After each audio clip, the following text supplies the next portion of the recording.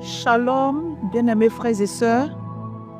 Je suis votre sœur Hubertine Kwame, dit la Harpe de l'Éternel. Je suis chantre et mon nom de chante, c'est la Harpe de l'Éternel. Bien-aimés, l'Éternel a fait de grandes choses dans ma vie. Je ne peux pas garder ce témoignage seul. Raison pour laquelle je suis là pour partager mon expérience avec vous. Pour que vous soyez fortifiés dans la foi. Pour ceux qui sont sur le point d'abandonner l'Éternel, que ce témoignage te redonne la force de continuer la marche avec le Seigneur.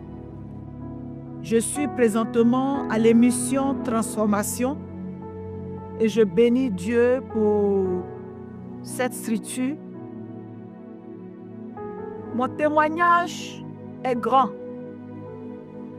Dieu m'en éveille de la mort à la vie. Il a fait beaucoup pour moi. Ma mère était la première femme de mon père. Je commence mon témoignage. Prête bien l'oreille pour que vraiment ce témoignage puisse te faire du bien.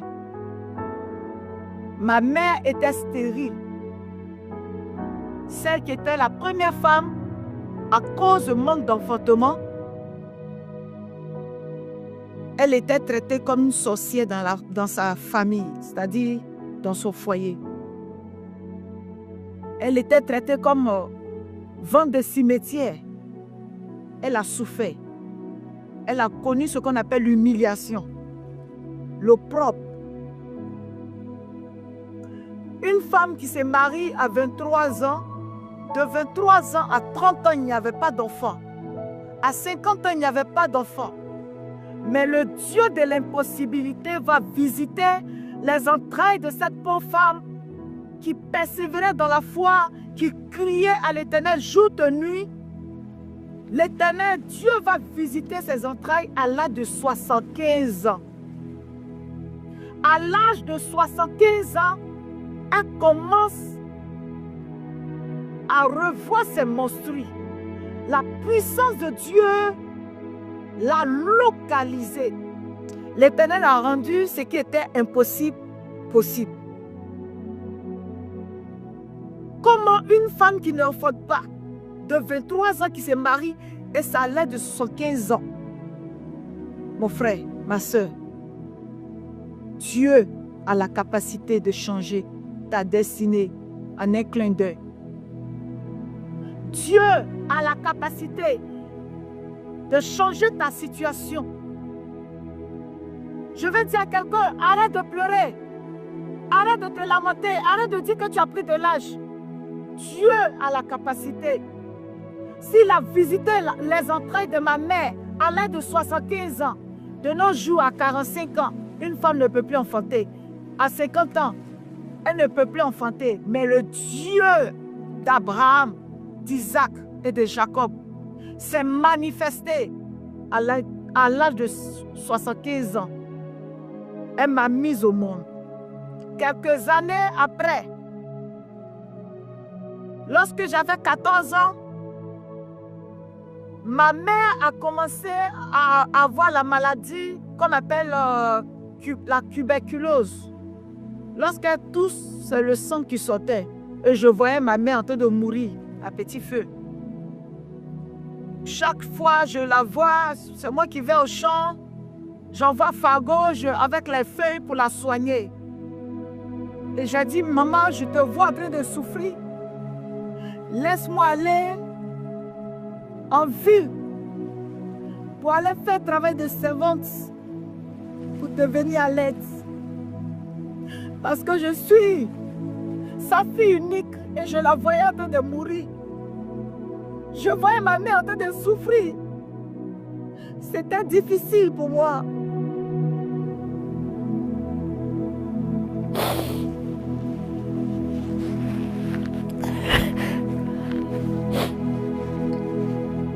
Il a dit à ma mère, maman, laisse-moi aller à Abidjan pour faire travail de servante. Si elle a eu un peu d'argent, je vais t'emmener à l'hôpital. Elle dit, ma fille, Abidjan est grand. je ne veux pas que tu partes. Si tu vas, qui va se rester auprès de moi pour me le faire à manger? Il dit, mais tes soeurs sont là, ta petite soeur là. Elle va s'occuper de toi, moi, il ne peut pas rester là, te regarder de mourir. Je me suis cachée. Et je suis rentrée parce que chez nous au campement, les véhicules là sortent à 4 heures. Parce que si ma maman sait que je viens sur Abidjan, elle ne va jamais accepter cela. Et je me suis cachée. Et je suis rentrée dans le véhicule. Et je suis arrivée à Toumaudi. De Toumaudi, je voyais les gens, les voitures qui partaient sur Abidjan. Et je suis rentrée. Je suis montée et je suis venue sur Abidjan. J'arrive à Djamé. Chacun, en tout cas, quand je suis arrivée, chacun arrêtait les véhicules, chacun rentrait chez lui. Mais comment faire? Comment faire? Chez qui aller? Et j'ai commencé à marcher. Et je suis arrivée aux 220 logements. À Djamé, 220 logements. Et je suis montée, j'ai commencé à monter les escaliers, frapper de porte en porte pour chercher du travail. Et je ne trouvais pas du travail. Je suis restée là vers 19 h dans les escaliers. Et je me suis couchée là sur un carton. Celui qui surveillait les immeubles est venu et il a vu que je suis couchée là. Il m'a dit, mais qu'est-ce que je fais ici? Et il m'a chassée. Je lui ai expliqué la situation. Il m'a confondu. Il a pensé que j'étais les enfants de la rue. Comme souvent, les enfants de la rue venaient traîner là. Donc, il a pensé que j'étais avec eux. Et il m'a chassée. Je me suis retrouvée en bas du pont d'Adjamé, 220 logements. J'ai mis mon carton et me suis couchée, espérant avoir du travail le lendemain. Je suis restée là. Chaque matin, je vois les jeunes aller au marché Gouro pour charger un bagage de femmes. Et j'ai commencé à les suivre. Et ensemble, on chargeait les bagages. On nous donnait 100 francs, 200, un peu, toute la journée. Si j'ai trop eu, c'est 500 francs. Et quand je viens, je dépense 200 et je garde 300 francs. J'avais même creusé un trou quelque part où je mettais de l'argent dans un sachet. Chaque jour quand je viens, je contrôle. Je contrôle ce que Dieu me donne, j'ajoutais. Et j'ai fait comme ça un peu, j'ai pu économiser.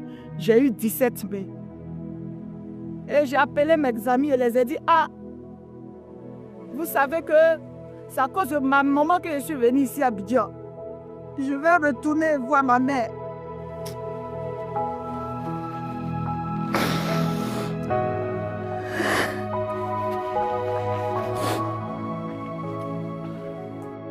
Je retourne au village, voir ma maman dans la joie. J'étais dans la joie.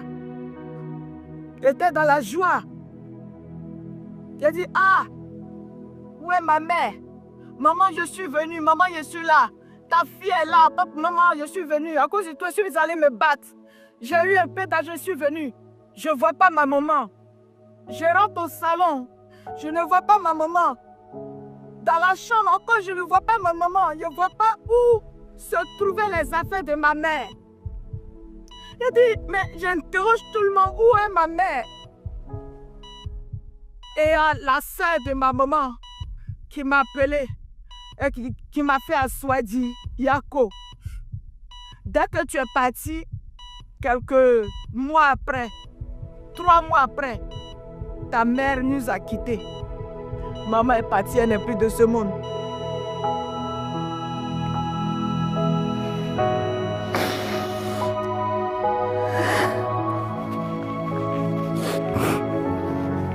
Ça a été vraiment une période très difficile pour moi. Qui va me donner cet amour? Qui va m'aimer comme ma mère m'a aimé? Qui? J'ai dit, mais Seigneur, pourquoi est-ce que je suis venue au monde si celle qui qui m'a pris, qui m'a donné son affection n'existe plus. Moi, je fais comment? Et je commençais à avoir la dépression.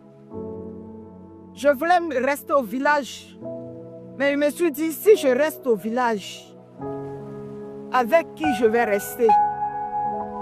Je préfère retourner à Abidjan. Et je suis retournée à Abidjan.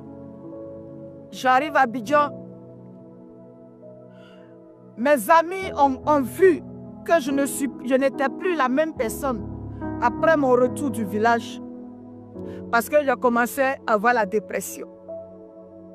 Je pleure, je passe mon temps à pleurer. Je ne mange pratiquement pas et je parle seul. Et ils m'ont proposé de la drogue. Ils m'ont dit, Hubertine, tiens, prends ça. Ce sont des médicaments, ça va t'aider. Ça va t'aider à dormir. Et j'ai commencé à prendre de la drogue. Et j'ai commencé à trouver du plaisir dans la drogue.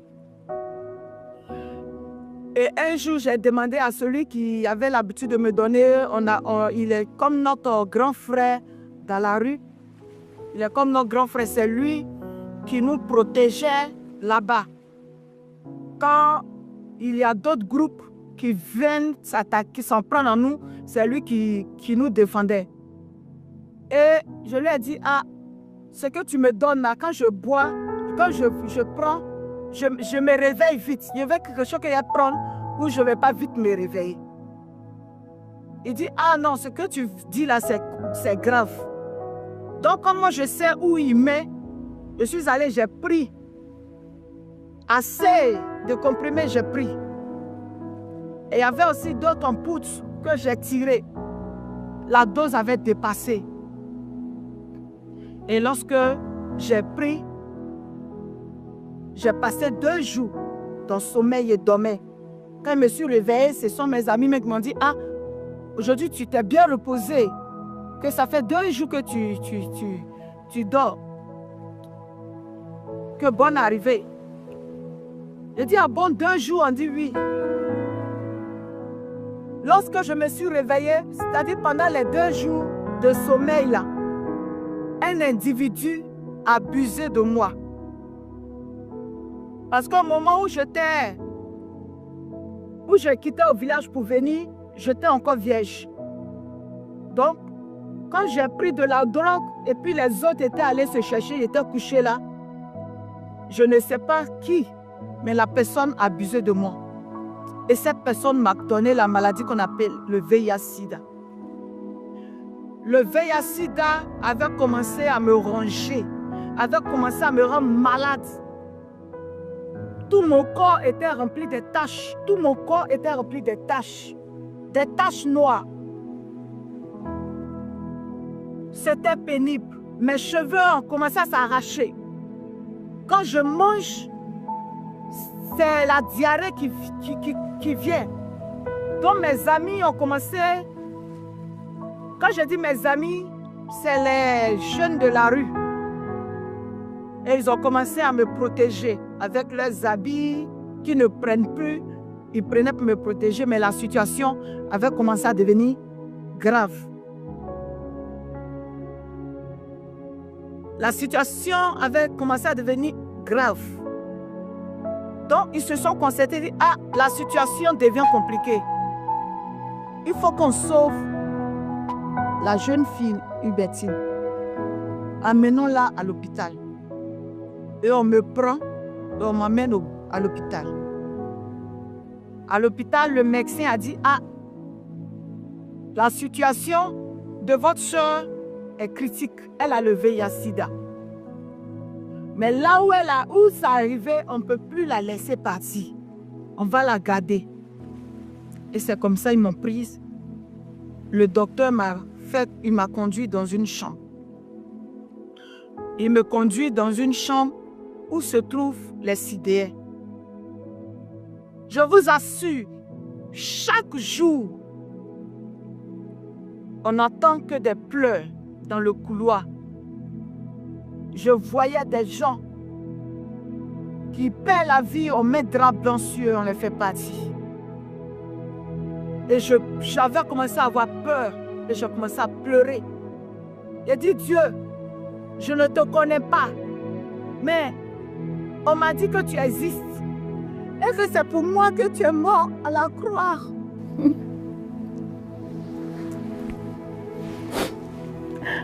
Si tu me donnes une seconde chance et que tu me donnes la guérison, je vais m'attacher à toi. Je vais t'accepter comme mon sauveur personnel et te servir. En tout cas, je ne sais pas qu'est-ce qui m'a poussé à dire ça. Mais j'avais peur de mourir parce que je voyais tous les 4 personnes qui étaient dans la même chambre que moi étaient partis. J'étais restée seule. Seule face à mon destin. Seule avec mon Créateur.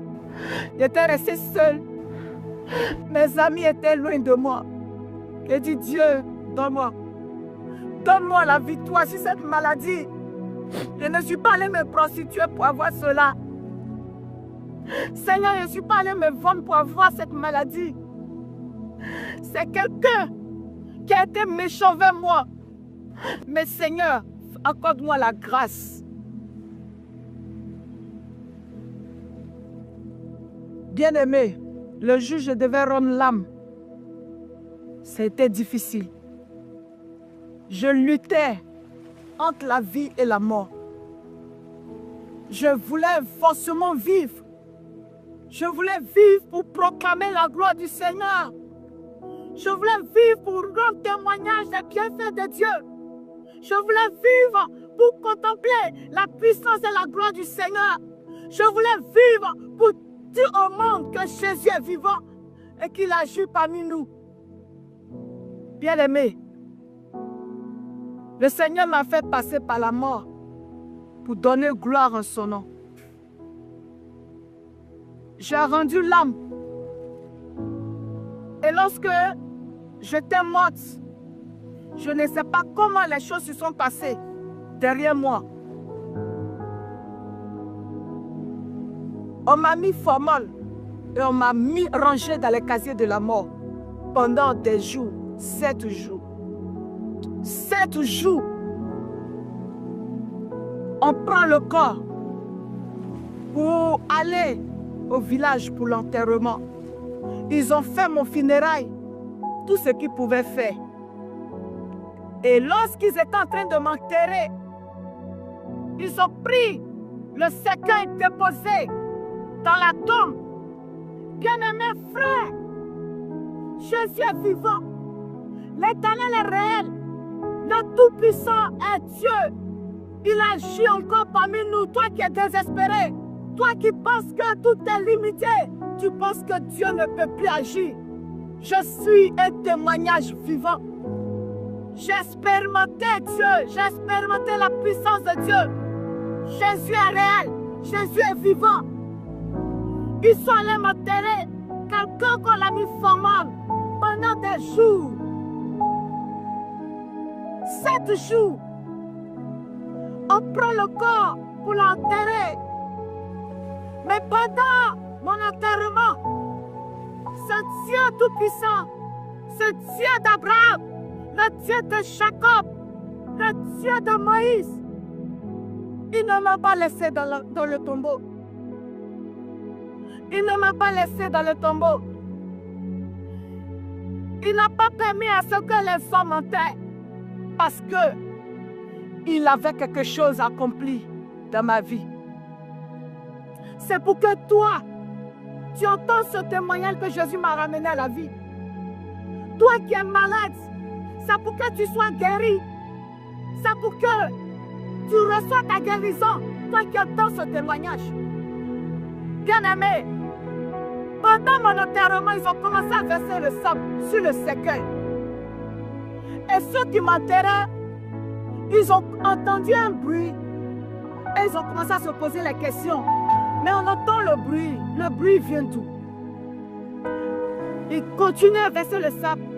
Lorsque le sable verse sur le cercueil, ils ont constaté que le sable ne restait pas sur le cercueil. Mais qu'est-ce qui se passe? Je venais de me réveiller dans la tombe. Et je voyais comme ça que tout était sombre autour de moi. Il n'y a pas l'air, il n'y a pas le vent. Et je commençais à sentir de la chaleur. Je dis, mais où est-ce que je me trouve? Et cette peur-là m'animait pour... C'est cette peur-là qui me donnait la force de frapper le cercueil.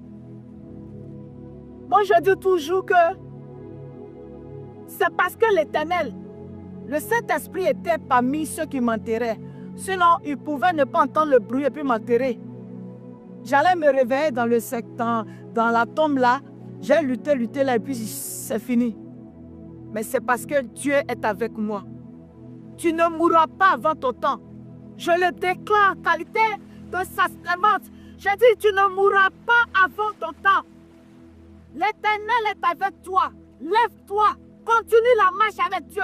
Il ne t'a pas oublié. Ceux qui m'enterraient sont descendus rapidement. Ils ont ouvert le cercueil. On dit, mais on entend le bruit vient d'où? Beaucoup ont fui. Ceux qui étaient au cimetière, ils ont fui. Ce sont les courageux là, ceux que Dieu a décidé qu'ils soient témoins.